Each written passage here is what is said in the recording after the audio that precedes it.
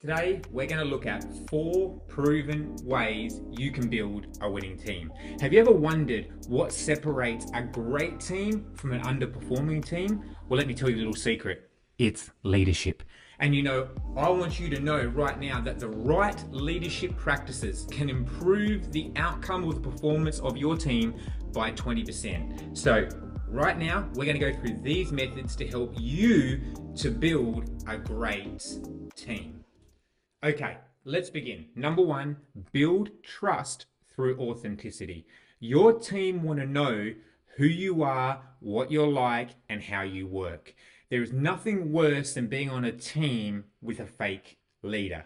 So if you want to build a team that trusts you and feels connected, then guess what? It starts with you being authentic. It was interesting. There was a study by Edmund which found that when the team trusts or feels like the leader is authentic, their performance and their morale increased by 76%.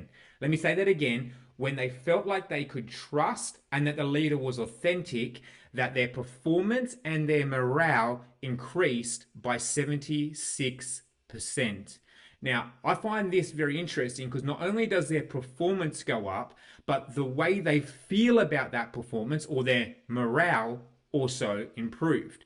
And so for you and I, there are simple things we can do to show our team that we are trustworthy and that we are authentic.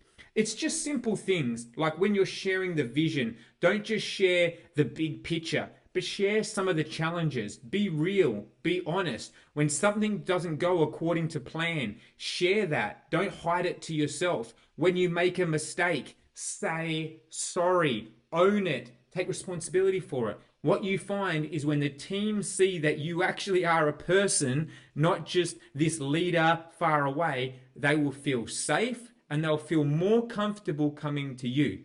So I want you to go on this challenge. Maybe one of the ideas you could do right now is when you next meet with your team, you could take a moment, just a moment, and ask your team for some ideas. Share something that didn't work for you. I've found over and over again that when I am vulnerable, when I am open, and when I am honest, my team feels safer and they tend to be more effective. So number 1, build trust through authenticity. Number 2, build clarity in the roles. The truth is, for many of our team members, they aren't clear about what they are meant to be doing. There are assumptions, there are previous expectations, there are things from other team members. But can I encourage you, the greatest things you can do to build a winning team is to simply make sure or review the roles that you are expecting them to perform. Clarity of roles brings greater performance. A study done by the Business Harvard Review found that when a team has clarity or a team member has clarity of their role, guess what? Their performance increases by 50%. I don't know about you, but I want my team to improve by 50%. Well, I can do that simply by making sure the roles are clear. Let me give it another way, because often we see roles as a negative thing. We're going to create boundaries and restrictions for them. We're going to hold our team back, but that's not true. I look at the roles or responsibilities or job descriptions, if you will, of my team as the white lines in a running race. See, those lines aren't there to hinder. Those lines aren't there to restrict. Those lines aren't there to hold back. They're to bring clarity of the race I am meant to run. And so when I see the white line to my left and the white line to my right, I see them as the guides to keep me going where I need to be going. The truth is, for our teams, for many of them, the lines have faded, the lines have vanished, and they're doing tasks you don't want them to do anymore. But without that simple review process or the clarity given to those roles, your teams will always underperform. I tell you what, how about this? Next time you meet with your team, take each one aside one by one, just spend 10 minutes with your team member and ask them this question. What do you think your role is? You'll be surprised at some of the answers. But the truth is, That honesty and that openness will allow you to bring it back on track and actually getting your team performing in the way you need them to perform. Okay, number 3, recognize and celebrate the wins. As a leader, you're always going to be looking at the big picture and what's next. But can I tell you, for your team to thrive, for your team to feel empowered, for your team to win, they need you to pause and celebrate the achievements as they happen. Maybe you met a quota. Maybe you completed a project. Maybe something happened. I don't know. But you don't need to do some big, massive ceremony. Just a pause, a reflection, a clap, a free coffee for your team, whatever it might be. But you will find that the morale and the empowerment of your team will skyrocket when you celebrate the wins. Something happens to the dynamic of the team when you celebrate. You've got team members right now on your team.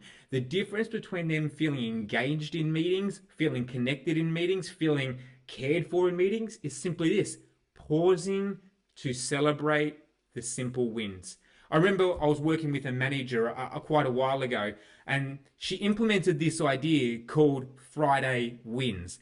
And at the end of every Friday, the last 10 minutes of the day, at around 4:30 p.m., 5 p.m., whenever it was, she would gather her team and she would pick out the win of the week. A simple moment where they would celebrate. But you know what that did for their team? Every Friday, they went home feeling like winners.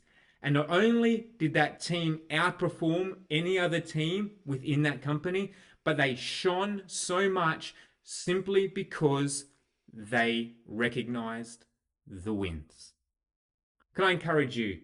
Just take a moment to recognize the wins. Pause, celebrate, cheer, clap. Let a team member share it. But please don't ignore celebrations. Don't ignore wins if you want to have a winning team. Okay, number 4, and probably the most important one, create psychological safety. Now, I know that's just some big terms, but I want you to capture this. It's so important if you want to build a winning team. Psychological safety is creating an environment where your team feels safe to speak up, to share an idea, to share a concern, to give feedback. You know, the truth is we've all experienced or met someone that creates unsafe psychological environments where they're hot-headed, they're angry, they're mood swings. You're never sure the person you're going to get. You walk into the office and you tiptoe around not sure who the person's going to be. Well, if you want to build a winning team, don't build that type of environment. You know, the truth is you need to create an environment where your team members feel safe.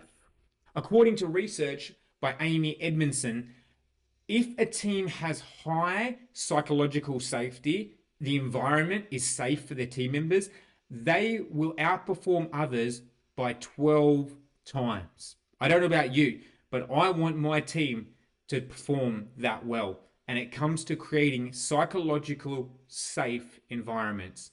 You know, maybe you can ask yourself some questions. How many times does my team open up or share ideas at meetings, or do they sit quiet? When an idea comes up, how do I respond? Maybe a team member says something that's not right. The way you respond to that will determine how safe your team feels. See, there's a big difference between saying, "Hey, Jim, you're wrong," and "Hey, Jim, I really appreciate that thought. How about we think about it this way? How about we consider this?" See, the difference is we're not ostracizing or pulling down Jim for his ideas, but we're creating an environment where he feels like it's okay to share. You know, for you and I, it's so important as leaders to create psychologically safe environments. So, there you have it. Number 1, build trust through authenticity. Number 2, bring clarity to the roles. Number 3, recognize and celebrate the small wins. And number 4, create psychologically safe environments. See, the truth is, as a leader, you don't have to have everything right.